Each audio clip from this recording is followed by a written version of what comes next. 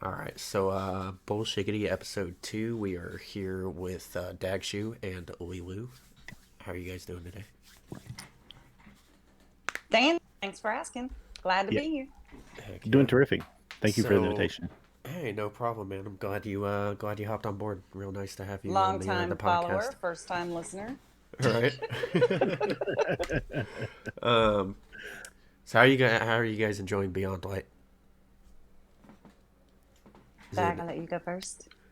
Okay, generally I subscribe to ladies first, but I will go first. I'm really enjoying it. I like the new content.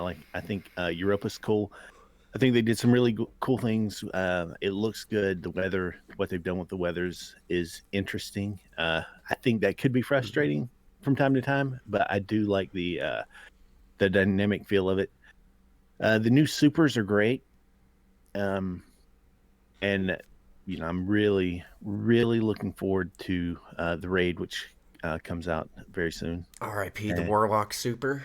Um, yeah, there's a there's a lot there. I know that it's a little different for some people for PvP, but I am almost dedicated PvE. I do PvP when there's something in it, but yeah, for the PvE stuff, I think it holds quite a bit of interest and potential. yeah, most definitely. Leeloo, how are you enjoying it?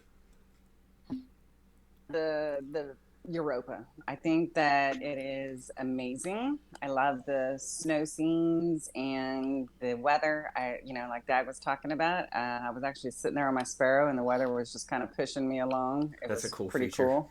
I uh, actually went AFK on my Sparrow and ended up in a whole nether section of the map.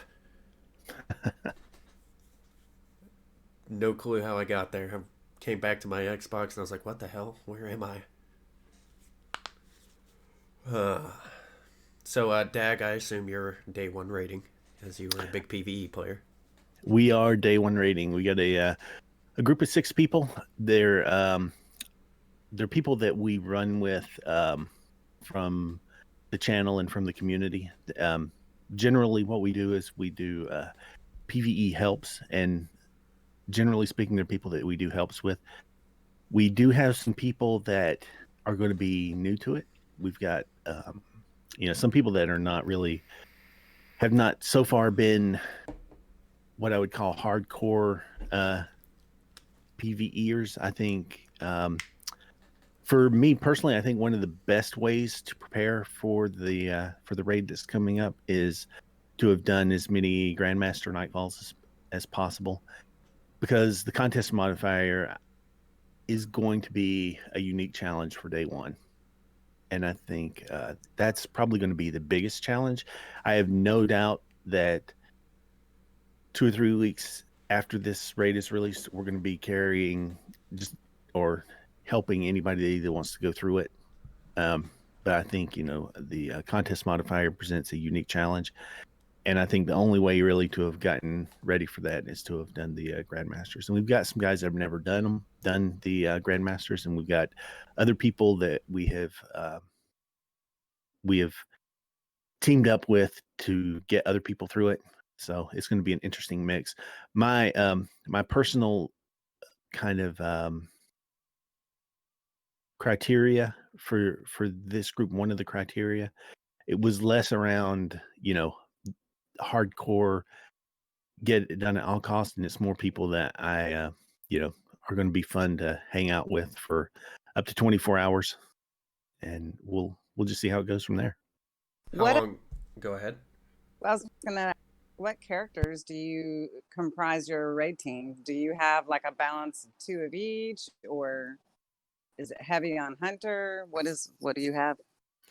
Excellent question.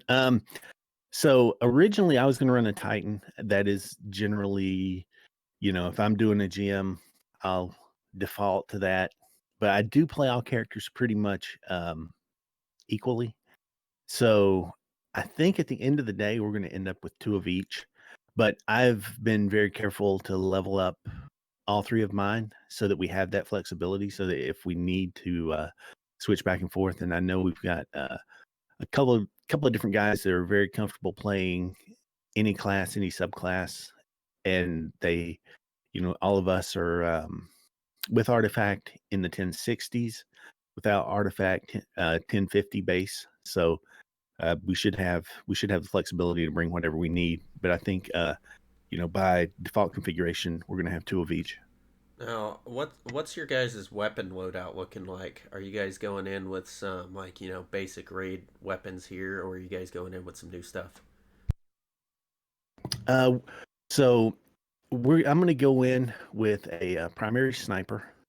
I've got a couple of different ones that I enjoy. Going in with a probably starting out with a supremacy. Then for an energy weapon, I'm going to go gnawing hunger, or maybe a Ikelos SMG. And then for heavy, just kind of by default, without seeing anything, I'm going to go in with either a sword or an anarchy. Yeah, I think anarchy's probably going to be champions solid. in there. I don't know. I think I've heard something about champions. I'm really trying to go in relatively blind. I have seen, kind of accidentally, I've seen some footage of some footage of things. But really, I've not heard anything about the individual encounters. I think that's part of the fun of it, is trying to figure out. Every raid encounter has its own mechanic and puzzle and jumping puzzle, and I want to experience that, especially with the guys that we're with. But as we're going through, I also will have up other streamers as we go through. So as they figure things out, we'll use some of that information if needed, because we do want to get through in the first 24 hours.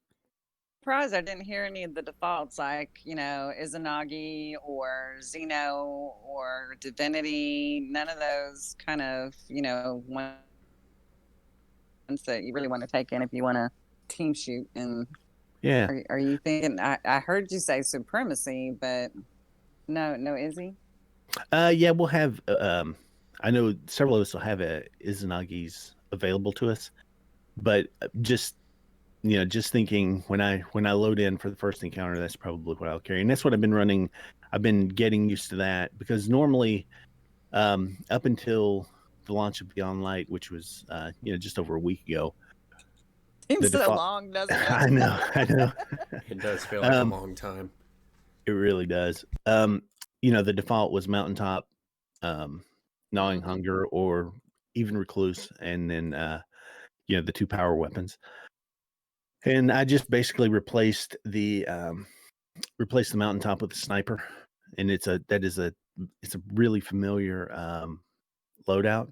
But yeah, Izanagi is also a strong possibility. Have you played with the Adorned? I have played with it. Yeah, it's a Beloved, and it's great. It's really similar to the Beloved, but I have not gotten the God Roll Beloved that I'm used to playing with, the snapshot quick draw, and so it feels different enough to me to where I'm not digging it as much as I did my Beloved yet. Yeah. But yeah, I have played with it. As a PvP player, I hate Adored. It's just I like my long zoom snipers. I use Frigid Jackal quite often. Nice. Because everyone who knows me knows I am typically a hater of the Huntard, and okay, I see how it is. And now that I've had an opportunity to do stasis on the Hunter, that little tornado and the melee are amazeballs. So it actually maybe has me hating Huntard a little less. The fun fact about that melee, when you throw the shurikens, if you use the shurikens, if you have 2 of them and you hit a target, let's say in like PvP, I know it's the same for PvE, but if you hit them twice, it will freeze them on the spot. You might also check out the, I think it's called the Duskfield grenade. It sucks enemies in and freezes them. It's a pretty decent grenade. okay. Everyone talks about the Warlock stasis because of PvP, but I am more of a PvE girl, and I don't see where it's just all that in a bag of chips. So Apparently, there was a big content creator that absolutely destroyed the Last Wish raid with the Warlock solo using yeah, I stasis. know Glad went in and he spammed right bumper, right? So he was able to do that, but um, I you don't know, a think lot they of should those have nerfed it the way they did. they killed. I mean, Oh, they Nova destroyed it. was killed, right? Nova, my Nova, 50% of the time will go off into space forever and ever and ever. I can just watch it float away Yeah. forever. And now they're doing it with this, and I don't know. That's my bullshitty for this session. Is they need to stop abusing the warlocks because of whiny people in PvP. I I didn't. think. I never whined about the warlock. The only thing I bitched about was the fact that when you shoot the icicles with the warlock, they will follow you into eternity. I mean, you can run around walls, you can do whatever you want. They will hit you, and it's insane. It was So pretty you're bad saying for a warlock PvP. should not be able to kill you with their super? Okay, you should have line of sight at least. What I'm saying is literally I can be around a wall, right? You have no idea I'm there except for radar. The But warlock a can shoot. tornado follows you, the hunter tornado. That has tracking and it's also very slow, but I do agree it can be powerful in the right situation, although it is very easy to outrun. Most maps are not super enclosed. If you get a nice enclosed area, yeah, it's pretty powerful, but out in the open, you can outrun it 90% of the time. It's really just about trapping them in there and getting the team in that first initial freeze. As long as you get the team in that first initial freeze, the tornado will clean up. But if you don't get them in that initial freeze, odds are they're going to escape from it. But the warlocks, the only problem I had was the fact that you could shoot crystals from across the map, and they would track you around walls. I I I, I wish it see was no just a. problem with that. Well, I do, as a hunter trying to run for my life. Um, I think what it should have done instead of giving it a literal celestial fire mechanic, they should have just made it shoot straight, or I mean with very minor tracking, but like this seems like truth on crack is what the tracking felt like to me. Yeah, well, I'm sure it's not going to feel that way anymore. No, the tracking's still really good, but the freeze doesn't last as long. That was the problem with it in PvP, is that it would track you around a corner, and then you would be frozen for like 7 seconds. I think it was 4.5 seconds, and 4.5. now Well, it's it felt like 1.2 or 12 something like years. that. Uh-huh. Wee, wee, Um, wee, wee, wee. the Titans are definitely the underpowered class at the moment. The stasis I ability for the cannot Titans. believe you used the words Titan and underpowered Oh, class in the I'll admit same it. Hey, listen, sentence. I'm humble. I'll admit it. The Titans definitely have the lower end of the stick with stasis. The alt in PvP is very inconsistent. You can outrun it, and it just the way the icicles come out when they slam, it misses you most of the time. The big crutch for the Titans right now in stasis, as far as PvP goes, is definitely their grenades. Their grenades will climb walls and track you as well. But the freeze does not last nearly as long as the super does. And I think with the Titans, where the Titans' ability messes up a lot, is the fact that hunters have that miniature Titan smash, and they can literally just smash the ground and destroy all icicles around it, dealing damage to the Titan himself, and then just tapping him twice and killing him. They definitely have the lower end of the stick as far as PvP goes. Warlocks were on top, and now Hunters, I believe, are on top at the moment as Per far as that tornadoes usual.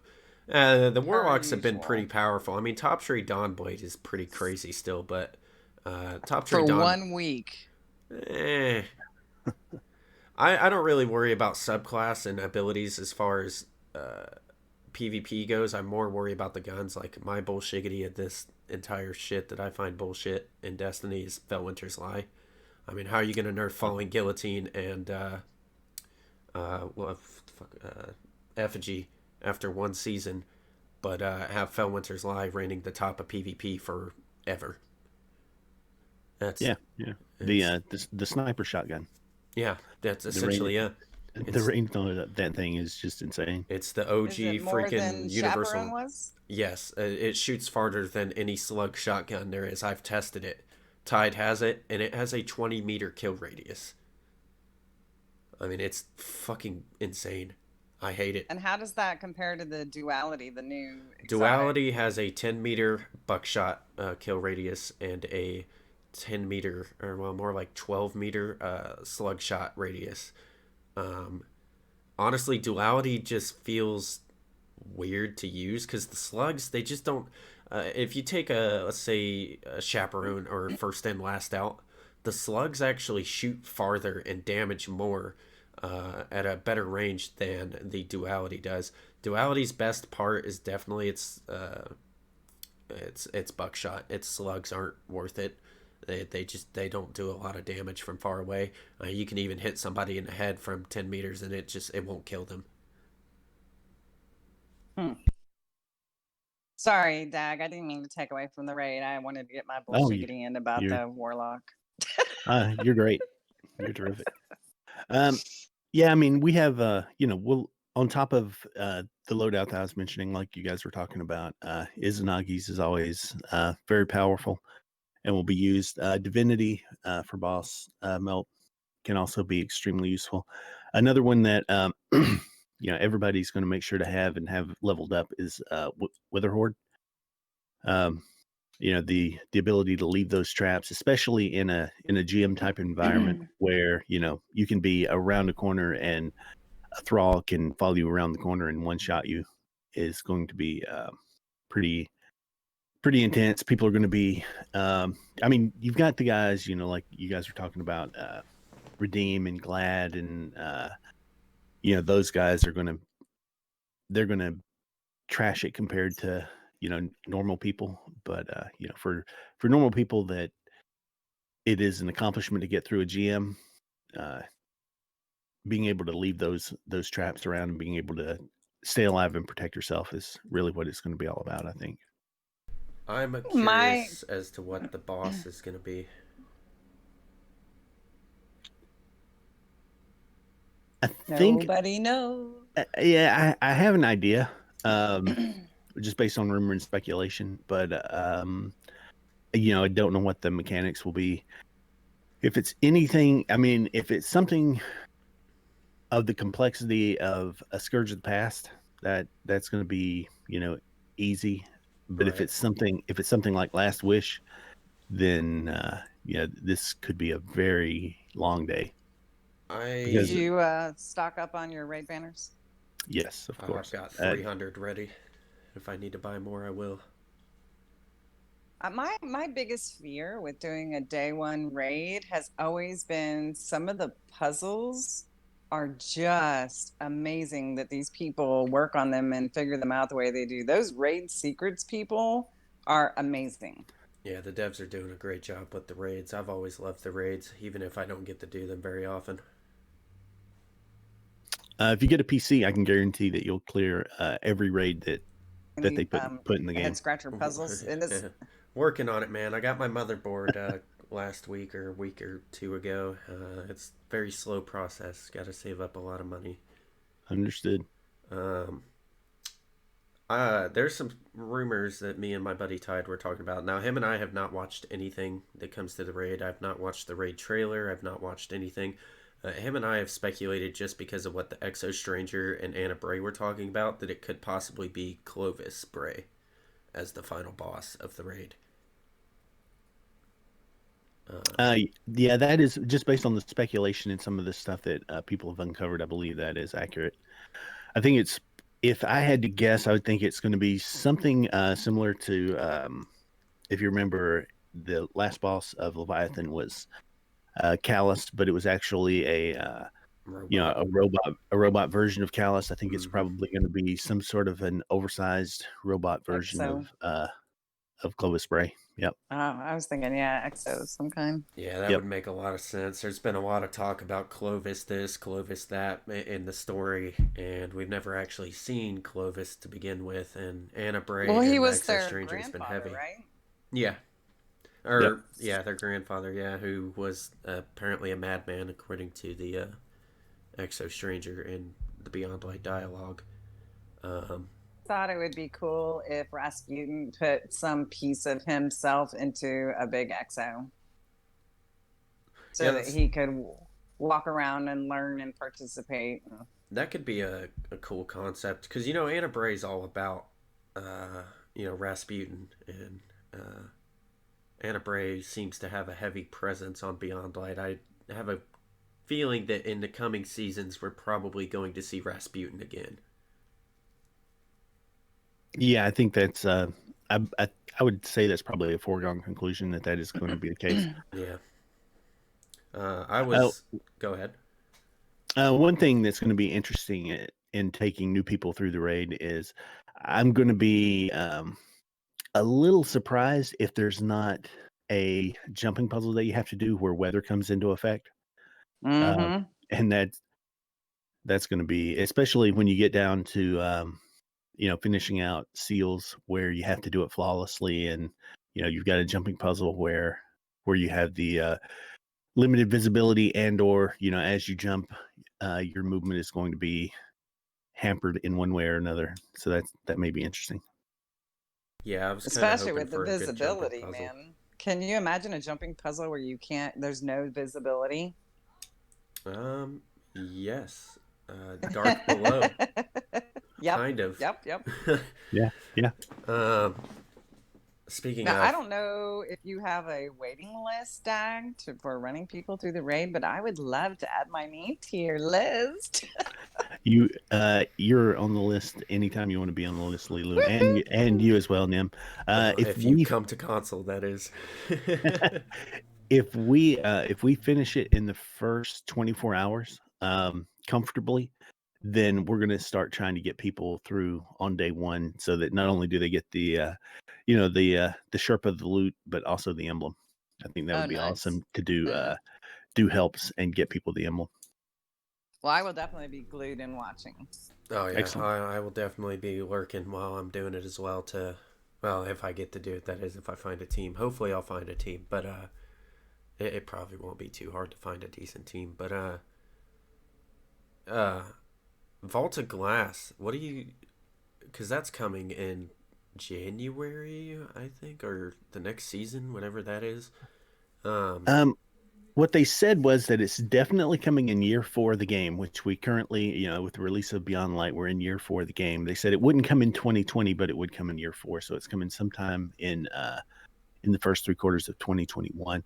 It's been speculated that it may be as early as January, but there have been, we're dealing with a lot of new stuff as it is with the stuff from the season pass, as well as new destination, new weapons, new exotics. A lot of people may not be able to get the new helmet and gloves until they get their power level up a little more. Yeah, I'm struggling with that myself at the moment. Yeah, so I think January is very ambitious. That's kind of, I think a lot of people are hoping that it's that soon, and it may be, but it may be later. Just call it early 2021. Yeah. I just hope that when Vault of Glass does launch, that it's as nostalgic as it was in D1. I just hope they don't change too much to the point where it's a completely different raid, but change enough to where it's fresh and feels good, but also gives you that nostalgic factor of D1.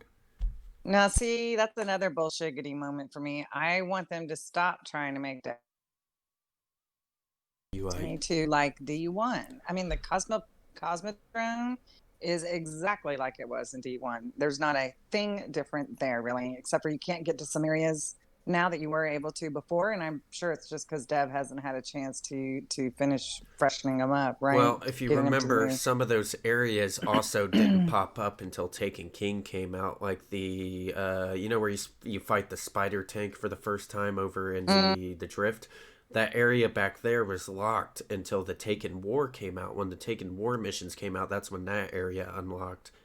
So I imagine we're not going to see that area unlocked. It's speculation. Who knows? Maybe you're right. The devs haven't finished it yet.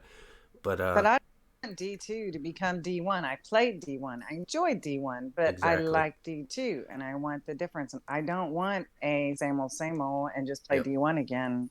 To me, right now, in the current state that guns are and everything is, it feels more like D1 than it ever has before, especially with hand cannons having a strong presence on PvP right now.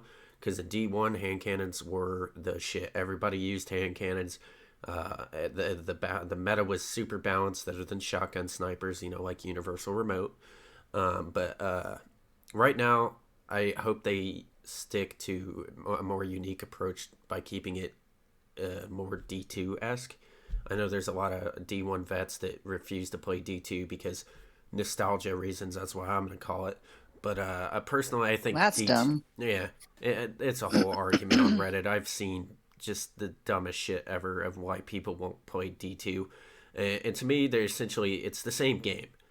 One's just, the game has changed over time. I mean, originally there was never supposed to be a D2, but, Activision being the way that they are, pushed for it. And here we are. That's why Bungie has confirmed that they will not be making a D3 and just continuing off and keep going with D2, which I'm all for. I'm all for having MMO. one game. Right, exactly. That's how fine. an MMO should be. One large game. Look at World of Warcraft. It's one huge game. But as far as D2 goes, where they're at right now in the content path, I think they're doing an amazing job.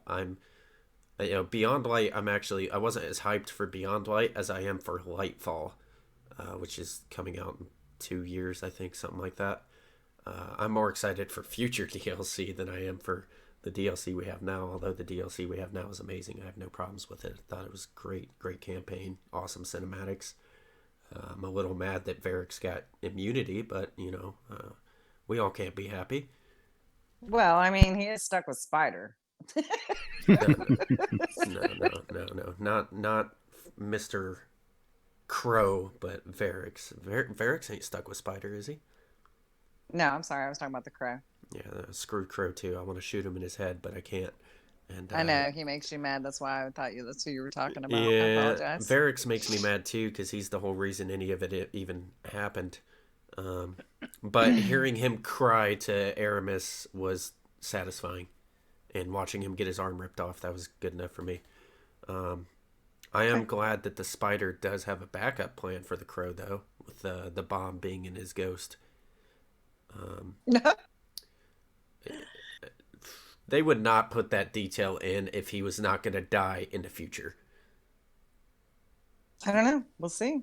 That's a interesting question. Is will he turn the hearts and minds of Guardians around him, or will he eventually? I mean, at the end of the day, he doesn't remember who he is. We're going to have to forgive him either way, eventually. But as of right now, I still don't like him, and I still don't trust him. But we'll see what the future holds for the Crow. I am glad that they're making use of the Tangled Shore, though. I'm glad it wasn't just left in DLC and not used whatsoever for new content. I'm glad that they are, bringing some new content into the Tangled Shore. I like that a lot. And Dreaming City. So the stuff takes you over for the cryptolith takes you over to the Dreaming City. I just was hoping they were going to make it a little more relevant, and Ikora would become relevant. She still has nothing, Petra had a few little. Ikora is about as relevant right now. Ikora is about as irrelevant now as the sweeper bot. And it saddens me because Ikora is such a great character. She really is. Yeah. She would make such a better leader than Zavala, and I can get into that all day long, but I'm not going to. But she's got balls. I mean, she's a great character. She's not afraid to say things. She's not afraid to do things. And the fact that they aren't doing anything with her... I mean, she was not mentioned one time in Beyond Light. I mean, hardly was Zavala either. Zavala showed up 1 or 2 times. But yeah, Ikora, it's a sad disappointment for sure. She's such a great character, and she's being put to waste. Yeah. Hopefully we'll see more of her. Yeah, I think she'll have her. I think she'll have her day in the sun. Possibly in one of the other seasons. But yeah, I agree. I agree with what you guys are saying. I'm hoping. What do you to see Zavala's office though? That was cute. Yeah, that was pretty cool. There's a cat on the bookshelf that I stared at for like 10 minutes. His little paw. I was like, oh, it's moving. I heard the purring and I'm like, what the hell is that? I thought somebody was using that chair emote, and I was like, I didn't see anybody, and I'm like, what the hell is that noise?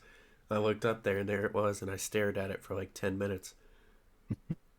Um, what are your guys' favorite features so far about this new expansion? Prob Favorite feature? Yeah. Like new I content wise, I don't know. yeah. I like the idea with the crows seasonal event. I think that's pretty cool. I like the ability that they seem to work in every season now, where you can customize gear. I like that. Um, I like some of the things that they put in, like the legendary lost sectors, where there is a way to go in and farm the new exotics. So they're kind of rewarding people who either are skilled enough to go in at below light and complete something, or have the fortitude to go in and do the grinding and get their light up early. I kind of like that as a hardcore PVE gamer. Um, and other than that, I think Europa has a lot of potential. I like the destination in general. I think my favorite feature, yeah, probably definitely the lost sectors. Um, it's a cool twist on the lost sectors because lost sectors were kind of, they were good when you're starting to get your light up, but then they became useless. Um, at least to me, they did. But I like that now we have grindable lost sectors that are actually difficult. I've tried my hand at it. It's a little too powerful for me at the moment. My buddy Scott did run it, and he did manage to do it solo. And unfortunately, RNG was not on his side. He did not get any new exotics. Okay, so I have a question about that, and this is a good place to do it since how this is a bullshigity type of thing. It seems like different people are realizing as they run their characters through. For those that have 3 characters, some characters have better RNG than others. I've Has noticed anyone that as else heard well. about this? Yeah. I've noticed it a little more. Like, okay, so I feel like my hunter has terrible RNG. I never get anything I actually want, but I get shit that I like don't need. Like, I never typically get good rolls on my guns whatsoever. I can grind a gun for hours and get trash rolls all day long, and then after hundreds of trash rolls, I'll finally get that one good roll. But then I see Scott, and Scott, who plays on his warlock, he gets good rolls consistently. So does Meeseeks. Meeseeks will walk in and get the exotic first time, and it's the new exotic. He'll walk in, get a god roll gun, I think it's just luck and more than anything, though. I don't think there's any advantage, at least that we know of. well, Just out of curiosity, the guys you're talking about, do they play frequently, or do they frequently take breaks from the game? Nah, they play every day that they can. Okay. yeah, Meeseeks plays all the time. Yeah, Because But Meeseeks you know is what? up there. I was kind of wondering if what they were doing was, if your main character doesn't get as much, right? So if you main your character, your RNG is not as good, and then if you switch to a second character, maybe the RNG is a little better, and a third character, maybe it's even better. And to encourage people to run 3 characters. I didn't know if Now, anybody else knew if that was. that was a thing in D1, but if you had more than the same character, so if you had 2 hunters and a warlock, your RNG was lowered for your hunter.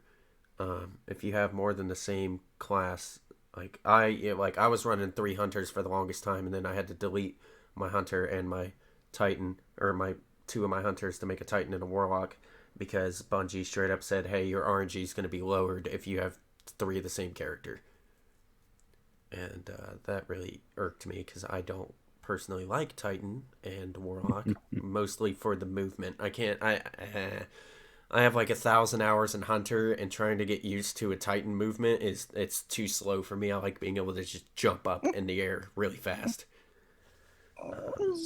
Some people love it, not my thing. Yeah. Well, the reason I asked was back, talking about RNG. I know people who historically have played and then taken longer breaks from the game, and their RNG is just insane. Mm-hmm. It appears that they come in, they'll play through a raid once, they'll get the raid exotics, and then they'll be done. And then, some people I know that have run for say 1,000 voices, and it is their 50th chest that they open before they actually, before they get that exotic. And That'd be me.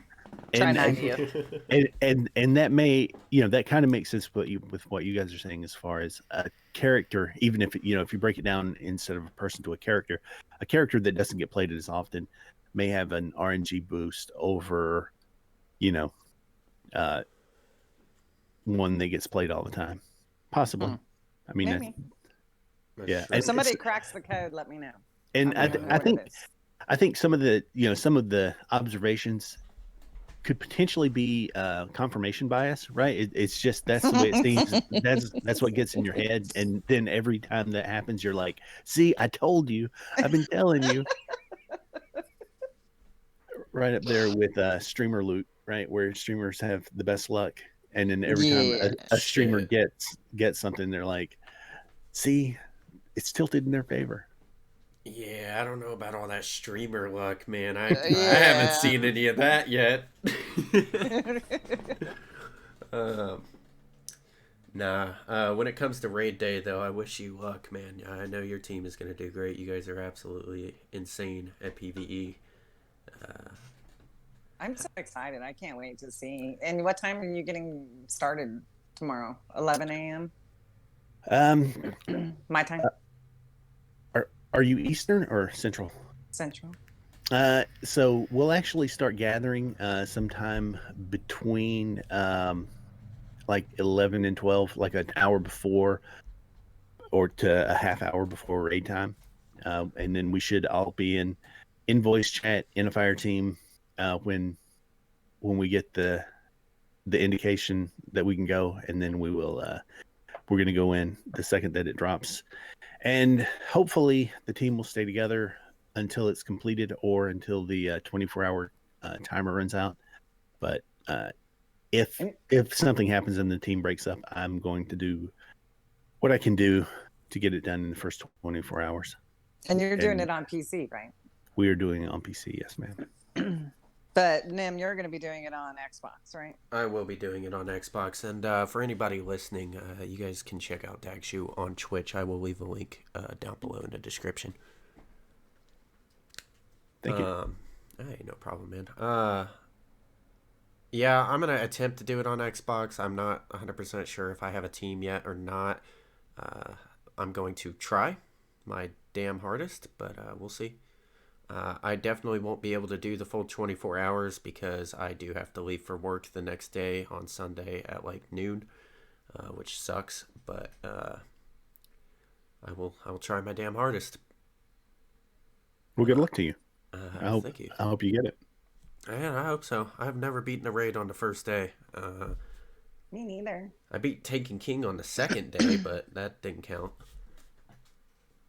Yeah, it's definitely going to be an interesting thing. Speaking of the whole, console, we're playing on console, you're playing on PC. There's been rumors and speculation of cross-platform. Do you think that it would work between console and PC playing together? Like, the PvP side's definitely going to be broken because, I don't know if you know this or not, but on console, recoil is actually increased by, I want to say it's either 50% or 120%. I cannot remember the exact stats, but it is a lot. I believe it's 18 million %. Yeah, something like that. You guys can fire SMGs like sniper rifles, and we have to struggle. Yep. If they take it back down to where it was in D1 when we literally had the same recoil as you guys do on PC, I think it would work out fine. That and Bungie needs to hop on these hackers because PvP is not about to be fun with all those hackers, and I will smash my desk in half. Well, there's a lot to unpack there. Yes, there are the hackers, and there are ways on a PC to introduce advantages that you don't have on console. Yeah. On top of, and we're going to go ahead and say that they fixed the whole recoil issue that you were discussing. Hold on one second. As well as the ability to, for an average player, take me for instance, we're going to say I'm average. The ability for me to be running in one direction and flip around and make a shot going in the other direction on PC is 100% doable. On a console, it is not, because of the amount of time that it takes me on a controller to flip directions the same way and get on target. So that's another issue. But let's just say that they fixed the recoil and they fixed that, and you have the third party thing. You also have a component of aim assist that you have on with a controller that you don't have with a keyboard and mouse. And there are people who get there. There are like devices that you can use to. I know of one device. I can't remember what the name of it is, but There's a mod pack you can plug into your controller that basically gives you no recoil. I'm not for that. I personally will never use one, even if they do make it cross-platform and don't fix the recoil. I'll just deal with it and adapt like I always do. right.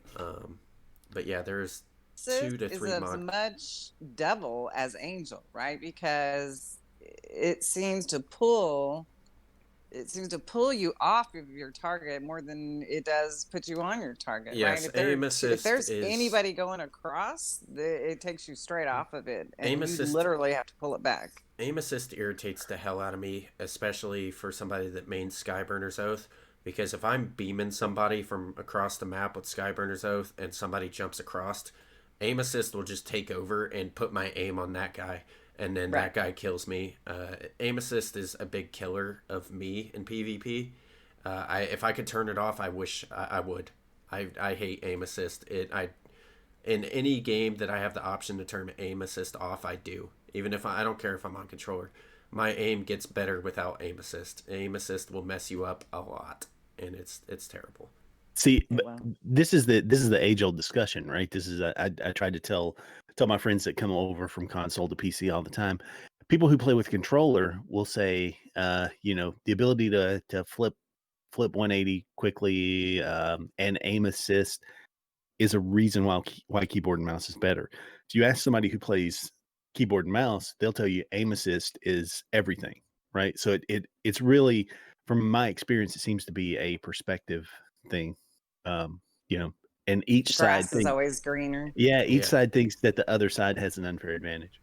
personally, uh, I'm a console player, but I have played PC games, shooters, and cross-platform games for that matter of fact. Like on Modern Warfare, I do better with mouse and keyboard, but uh, I can also compete against mouse and keyboard with a controller. So even if cross-platform does come, yeah, there's going to be a massive advantage, especially going into trials against like Lucky or Yeah. Glad or any of them.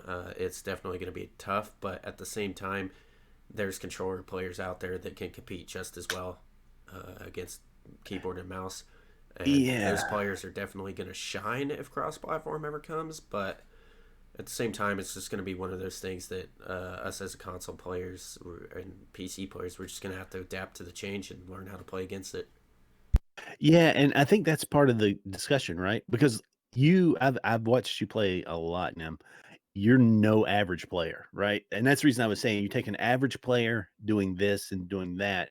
If you take two people of equal, of equal ability, and I think for me, even being a mouse and keyboard player, I think a mouse and keyboard player has the advantage. But like you're saying, you absolutely, if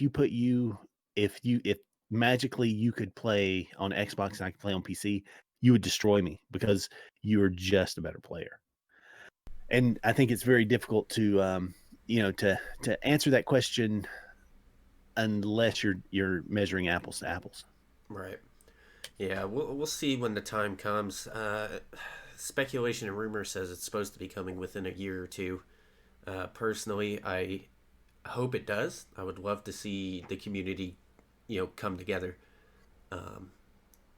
Because the console players did take a huge split in the player base when it came to when PC launched Destiny 2, because obviously it is a lot better on PC. I watch you play, and the movement is just so fast.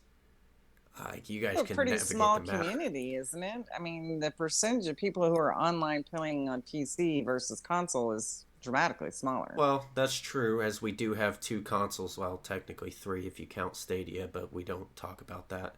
Um, Destiny only has like 8 players or so on Stadia. That's insane. Yeah. I Good luck need to to those switch guys. to Stadia so I can be like a winner. I can at least be in the top 8. Yeah, exactly.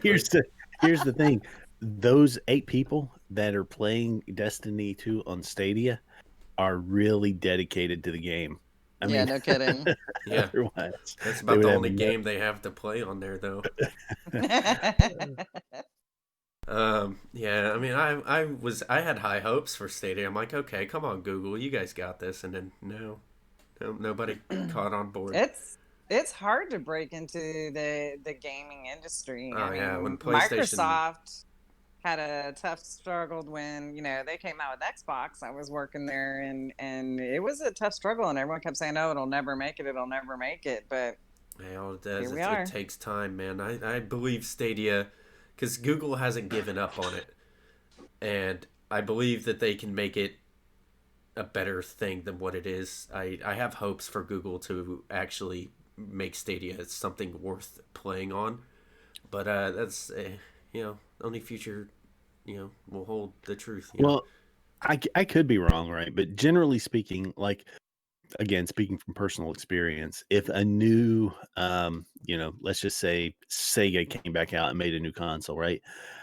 I'm not going to hop over to Sega to play D2. But if they bring out a new killer app, then that may be enough to get me sucked back in, right? I think Stadia needs that killer app that it's an exclusive. You can only play it on Stadia, and it is just optimized for that environment. And, uh, that is the place to play it. And if that's the case, I would probably buy Stadia just to play Yeah, their killer app.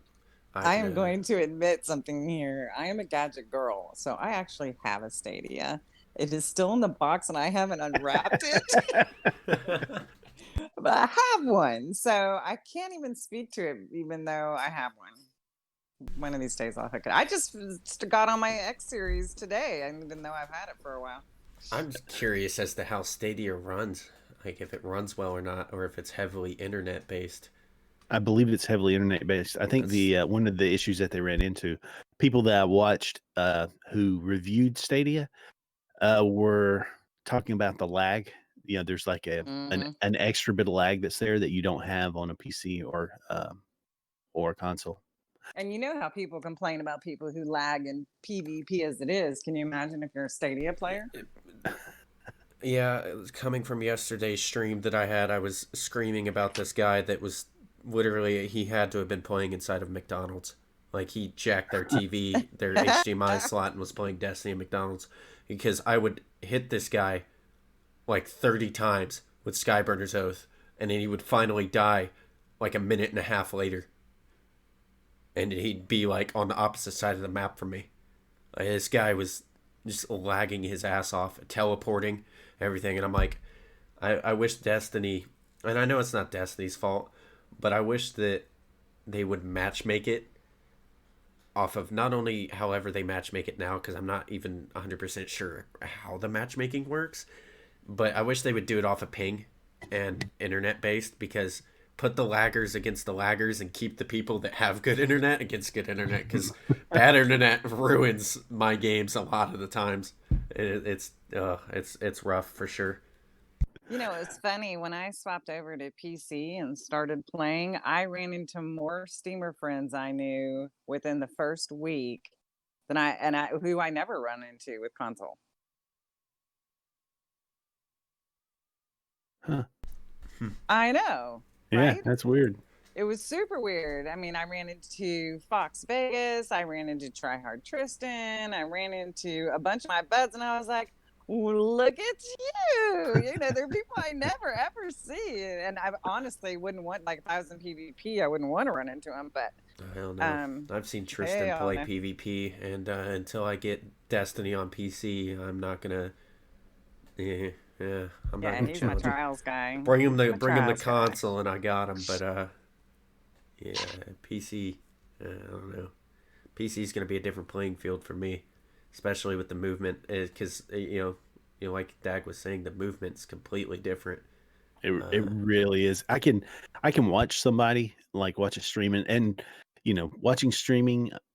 I now have a lot of people that I watch, but a few months ago when I hadn't met all the cool people that I've met through streaming and through Leeloo and you know through the streaming community, I would go to the directory, the Destiny 2 directory, and I would pick people who had only a few viewers because I prefer to watch smaller streamers. I don't watch with very few exceptions, I don't watch large streamers. It's almost always smaller streamers. I think you're about the largest streamer I watch. And Yeah, same here. I love I love a streamer's ability. I like it when you can hop in, you can say something, and the streamer reacts to what you said. Right? It just makes you feel more like more of the community. So I would hop in on these guys, and I would be like, "Hey, you guys may know our buddy YZ1, who he comes into the stream now, but he was one night I was showing Griff what I did, and I was sharing my screen. I said, okay, so what I'll do is I'll go to the directory and I'll start, knock out anybody with 0 viewers or 1 viewer, because that may be a guy who's just recording his gameplay so that he can go back and make highlights, or so he can go back and look and say, oh, I thought I missed that guy, and then look back at it, that type thing. So I would go with people that had 2 or 3 people watching them, and I'll just start watching them, and I'll go in and I'll start chatting with them. And if they don't respond in 5 minutes time, I'm like, okay, well, maybe they're doing something else, so I'll move on. So we hopped in on Wise, and he was doing Scourge of the Past, and he was they were doing the whole CAP part, and he was just running around the map yelling, I gotta pee, I gotta pee, I gotta pee, meaning that he had the pee buff, right? And so I just put it in his chat and said, hey, if you gotta go pee, just go take care of yourself, man. I mean, nobody's gonna care. And he's it took him a few seconds after the encounter. He's like, what are you talking about? I gotta pee. I said, you were just running around the map saying they have to pee. And he's like, oh, okay, I get it. So then he goes through start to explain the entire encounter to me, right? How the whole CAP thing works. And I'm like, hey man, it was just me and Griff. It was me and Griff and maybe 2 other people watching. I was like, we've got 150 clears of this raid. We know what it is. We were just, kind of busting your chops. And so we started a conversation with the guy, and we're like, hey, is there anything you need to get done in the game? Like right now, like maybe for Pinnacles or whatever. And he goes, well, I've not been able to do 100. I don't know when the last time I was able to do 100K Nightfall. We're like, oh yeah, that's us, right? Come on. So we, basically, it was one of the weeks that Lake of Shadows was Grandmaster. So we put him in the backpack, and we just speed ran this thing, just ran all the way to the boss. It was probably a 10-minute strike. We go to the boss, we just completely destroy it. So he gets the loot. Wise gets the loot. He gets the Nightfall loot. He gets the 100K loot. He gets the platinum loot. So I mean, on the side of his screen, it just scrolls loot for 30 seconds. And so we so I do that. I do that type of stuff all the time. Yeah. Dagshew is the reason I am Conqueror. Leeloo the Conqueror. See, I would probably not be dredging if I had not met Leeloo through Buns. 35 games of Gambit later. Oh my god, that was so painful. Oh my, yeah, it was. We were trying to do Lumina, get the dredging title. We got you 12 exotics that weekend. Oh yeah, ridiculous. It was stupid, man. All this shit I had not had because I took a massive break after Forsaken, came back in July, and just started going hard. I'm like, okay, I'm loving Destiny. It's great. I'm loving it. And then I hooked back up with my buddy Philly, who I've been playing Destiny with for Yeah, I've known Philly on Xbox for a solid probably 7, 8 years. Who's bonkers. He's so fun. He's a riot, man, especially when he's smoking. Oh my god, that guy. And you never ever want him in your stream. Ever, ever, Oh ever. hell no! If Philly is ever has audio included, God, dude, you're getting banned. No, mute him You're immediately. getting banned. He knows the rules with me. He comes into my party. He knows I'm streaming right away. He doesn't include audio, and I'm happy for it. I'm like, thank God, because I don't want to have to like take you out of my friend base. You're a great guy. I love you to death, man. I've known you forever. He's been like this forever. He just says things that are wild as He's shit. got a mouth. Oh man. You think I'm bad when I'm cussing. Philly's worse.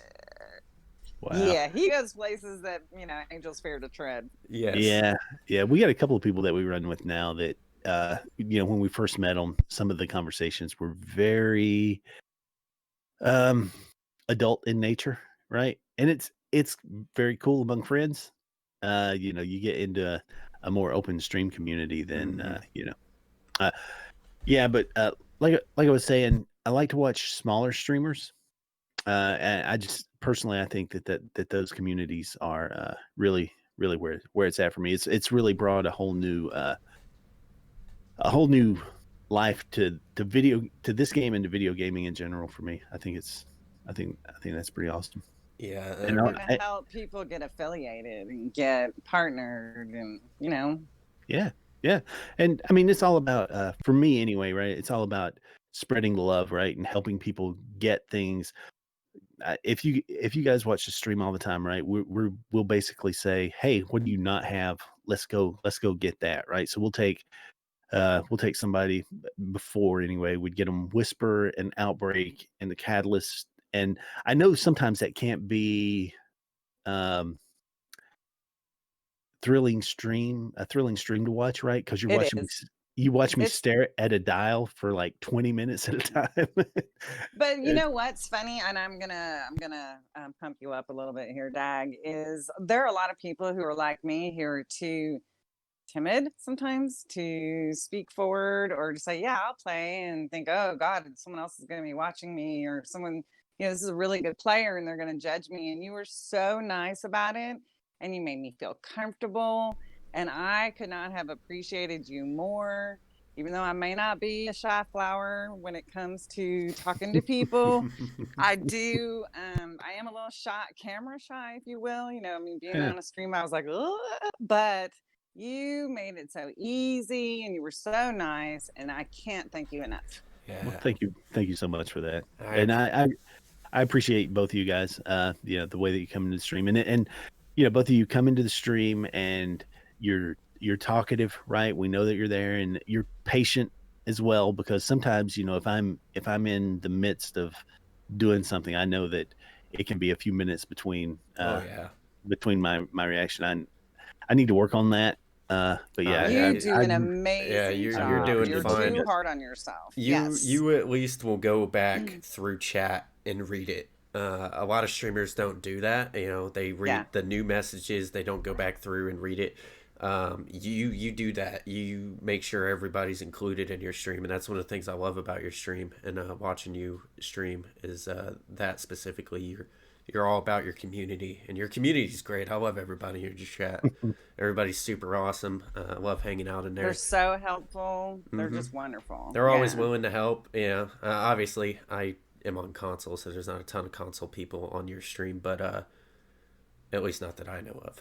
But your stream freaking awesome. And then also thank you for getting Leeloo less camera shy, because the first time she was on my stream, she was just talking. I'm like, wow, she knows her way around the stream. It's awesome. But only because of Dag. Oh, no, you've got a way about you, Leeloo. I mean, your demeanor and like the way you talk and your voice and your accent is just it's a pleasure. I wish you were a vocal in the stream more often. It's a pleasure. Appreciate you. I'm always worried I'm gonna embarrass you. Oh, never. You couldn't embarrass me if you tried. Literally, you could not embarrass me if you tried. New goal. No, I'm just kidding. Embarrassing me is right up there with hurting my feelings, and that's one thing you guys have probably heard me say before is if you hurt my feelings, number one, you knew what you were doing because you're not going to hurt my feelings on accident. Right. Yeah. And number two, you did a good job at it because even if you mean to hurt my feelings, you have to know where the soft spots are to actually, really get under my skin. And I'm not trying to find out what those soft spots are because I like you. Prefer to live a positive lifestyle. I prefer supporting people and being optimistic. Now I'm all for a bullshigity session because I can bullshigity with the best of them. Right. But I usually prefer to speak positively about, even if it's difficult to find a positive thing, to try find a positive thing. Take one positive thing away from somebody. You know me. I get my rage moments all the time. PvP will do it to you. When you eat, live, shit, and breathe PvP, you tend to get mad a lot. But at the end of cuss like a sailor, like PvP. Oh man, ooh, you're telling me. Yeah, the thing about being a PvP player is, even on stream, is you can't be mad all the time. At the end of the day, yeah, you beat me. Good game. Right. Let's move on. I got more games to play. I don't need your presence to live in rent free in my mind. I'm gonna rage about it for a minute or two, and then I'm gonna be chill, and I'm going right into the next match. You're not even on my mind anymore. Yeah.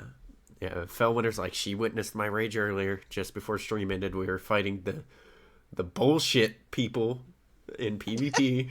And I'm like, it's after 8. And I'm like, oh shit, it's time to start. It's time to start the podcast. As you're over there having a fit, it's after 8. And I'm like, all right, guys, well, I gotta go. I will see you guys here in a little bit.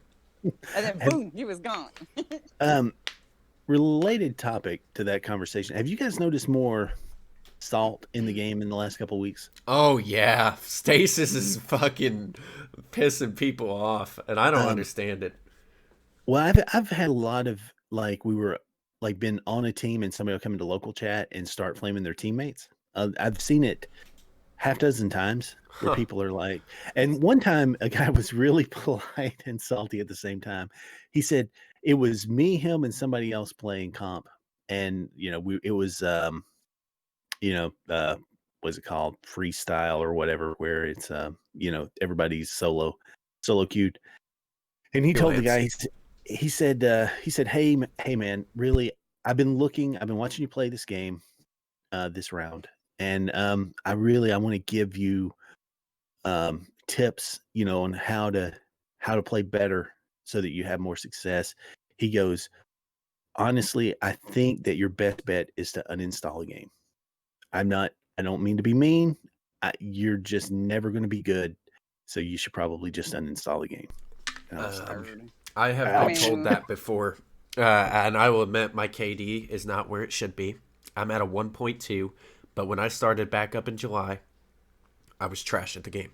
I was trash at the game before in PvP. I didn't do that good. I had like a 0.67 KD. I don't know what changed when I came back in July, but my PvP it's skyrocketed. I'm so much better at PvP now after my break than I was before my break. And that's why people come in my stream and they see me doing good, and it's like, I've never been this good. So I continuously practice. Something.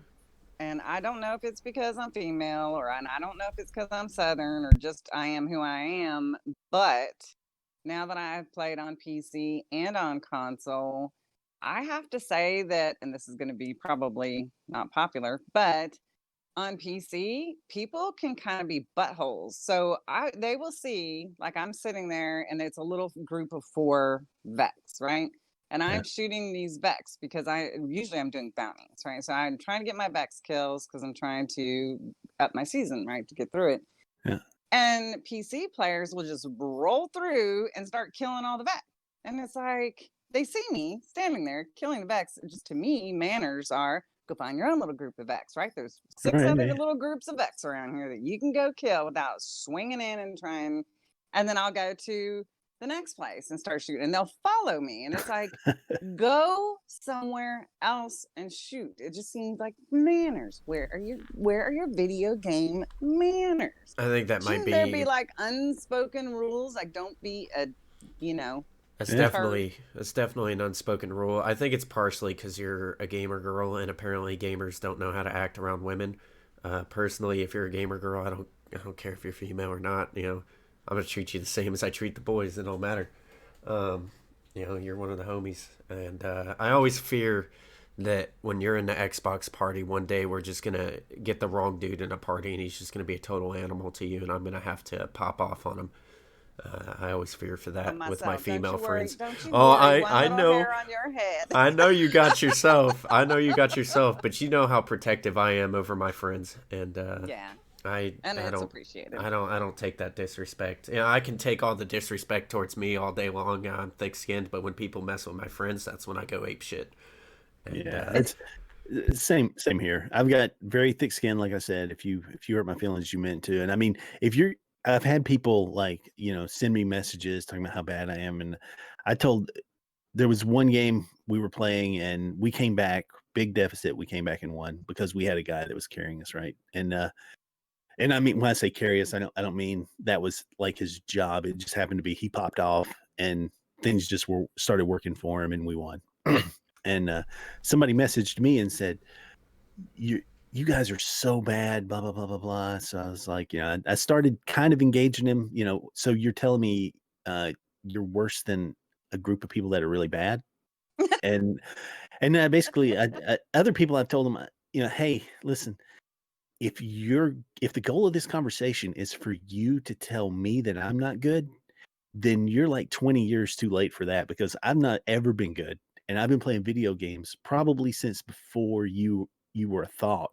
since the I'm not Atari. I am not good. I agree with you. Finally, we agree on something. Let's just leave it there. And See, I don't reply to people who send me stuff. Oh, I do. It, I like I having never fun with do them. because I think A, you're 12, B, you're immature like you're 12, and C, I don't have time for squeakers, right? So Right, you yeah. do your thing, and I'm sorry you're having your little fit, and I'm going to continue playing the game because this is what I do for fun, right? When you're an Right. adult and you work full time and you have IRL and, family or Mhm. kids Yeah, or yeah. whatever it is you deal with, video games are supposed to be fun. Yes. So all Yeah. these people that take it so seriously, if it's their Me. job, I get it. Like literally their job. They're a full-time streamer and video game or a pro video gamer, whatever. I get it. But if you're a 12-year-old and you're taking it that seriously, go outside and play some baseball or go find yourself, some other I agree. hobby because this is supposed to be fun. I mean, I take my streaming seriously as if it's a job. But like I'm obviously not making money off of it just yet. But I will always take my streaming and my Destiny PvP seriously. I'll get mad from time to time, but I usually don't. I don't send people messages. There's no point. I do get messages all the time, and I will have people. So like last week I was playing competitive, and Stasis had just come out, and and everybody's real pissed off, and everybody's saying, "Oh, Stasis is just a crutch," blah blah blah. And for me, I hated Stasis the first day, loved it the second day after I learned how to play against it and adapt. That's all it is. That's all you have to do to be good at PvP when new shit comes out, is just learn how to play against it, learn how to adapt, and you'll do fine. So that's what I did, and we got into this match, and these guys were super pissed off for some reason that we won the game. I was using Stasis. For some reason. Right. And they were super pissed off. They came into my chat and lit my chat up. All of a sudden, I look over and my chat's moving at 100 miles an hour. And I'm like, what the hell is going on? Did I get raided? What's going on? Oh, no, it's just these guys talking shit. And they were begging me for like a 1v1 for an hour. And finally, I gave in. I'm like, okay, if it shuts you up, I'll 1v1 you. So I 1v1 the guy. He pulled out Fellwinter's Lie. I kept my sniper on and my Skyburner's Oath, and I trashed him. And he's like, why'd you go outside? That's pussy shit. You went outside. I chose Bannerfall. Bannerfall is the most even map out of any map in Destiny. It's, you know, it's 50-50 on either side. It's fair.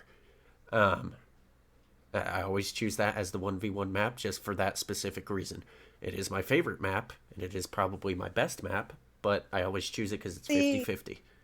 that was a good learning time for him, that instead of learning that there are different strats you use depending upon what your opponent does, he wanted to stick to that one strat. So when he saw you using a sniper, Right. long range weapons, he should have. Adapted. Yeah, Yes, thank you. exactly. And that's what I did when he was shotgun rushing me. I stayed out of the middle, I stayed out of the buildings, and I went outside because I have a sniper and a scout rifle. Inside is not my friend against the shotgun. I have to adapt and go outside. And he wasn't too happy with that. A week passes by, and they followed me, by the way. They ended up, you know, gaining some respect. They followed me. And the guy that I 1v1'd came into my chat yesterday, and he said, I just wanted to apologize for last week. You know, we all had bad days. He apologized for being a toxic little shit. And I told him, I said, listen, we all have bad days. It's all good. In the end of the day, GG, buddy, you did good. You know, good luck with your future comp games and shit like that. Nice. And, Good. And that's the yeah. way it should be, right? We should be turning these kids around, and instead of just throwing salt or toxic stuff back, saying, hey, this is a great time to talk about strat. You know, if you Oh, want yeah. any tips, let me know, or Yeah, and whatever. that's exactly what I told him when he asked me why I kept playing outside. I was like, hey, you got a shotgun, man. You know, I got to adapt to you. And that's what I told him. I said, when you're going up against stuff like that, you can't just do the same thing over again. It's obviously not working, so you need to change your strategy up and work on something else. That's the same thing me and Tide and Scott do when we go into trials and we get bum rushed by shit. We'll go a different side of the map and then we'll dominate them, and I had they won't a know what to do. mine who was so good at PvP that he would invite 4, 5, and 6 people versus him in private matches just so that he would get that constant challenge of feeling the 4, 5, and 6 people versus him and I learning the different strats and being able to, and he would win every single time, not too long almost every ago, single time. probably about a month ago now, I met a guy. It was insanely better than me. He was using hand cannons when hand cannons were trash on console. Anyway, on PC they're always good, but I bet they're even better now. He was using a hand cannon, and he's like, all right, I'll 1v1 you, you know, just for fun. And I'm like, okay, yeah, I'm all down for it. Pulled out my normal loadout. This guy is insane. I have never met a better console PvP player in my life. This guy is absolutely crazy, and he taught me a different play style with the hunter. And it personally isn't my favorite play style, but now with the new meta, I use his play style, and I do quite well with it now that the meta has changed. But yeah, basically, he taught me that sliding is everything when it comes to hand cannons. Never be out in the open. You slide to a corner, you shoot 3 times. If you land all your shots on the head, that's a kill. You slide back. This guy taught me so much, and I've never met a guy who was as good as him on console. He's insane. I I can't always remember his wish name, that but somebody would do a PvP for Dummies video, because I mean, I literally want someone to talk to me like I'm 5 years old and tell me what I need to do Leeloo, I in got you covered PvP, if you were because playing it's Hunter. such a different style. What?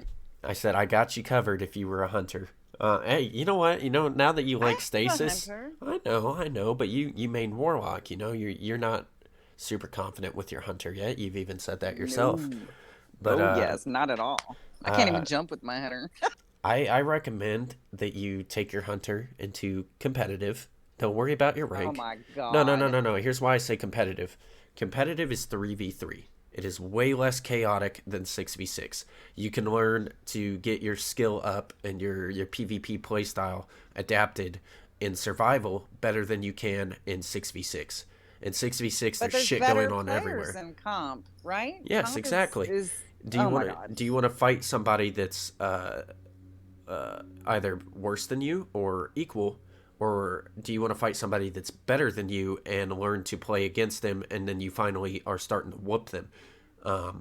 Because To have a in my kiddie pool PvP. right in my eyes, I will never get better fighting somebody that is equal to me or less than my skill.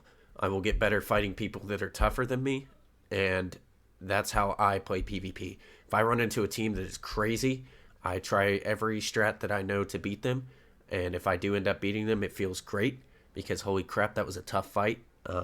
That those are the matches I strive for when it comes to PvP, is the matches that are just insanely hard to beat, and that's how I know I'm becoming a better player, is when I beat those teams.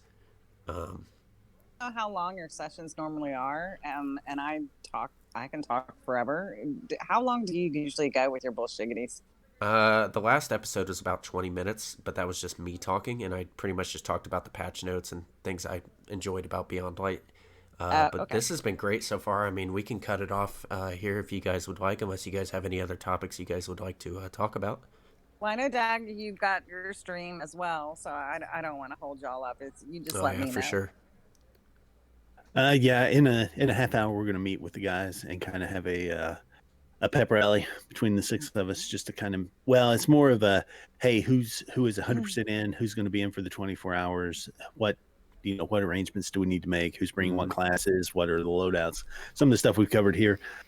So that's in a half hour, and then half hour after that, probably going to start up stream. Probably going to be a normal length stream, which will go late into the night. But then when that ends, I will go and sleep. What for me is a long time. I'll probably get 5 or 6 hours sleep, which is normally an hour and a half, 2 hours sleep, and then get up and just go get it. You are very fortunate, my friend, because I am going to be streaming all night long, grinding my light level out to try and get it high enough in time. So Could be I'm, Garfield. Give I me had, lasagna and yeah, a little ray of sun, and I will sleep the day away. I'm literally about to be up all night long and just You until the need raid to. drops.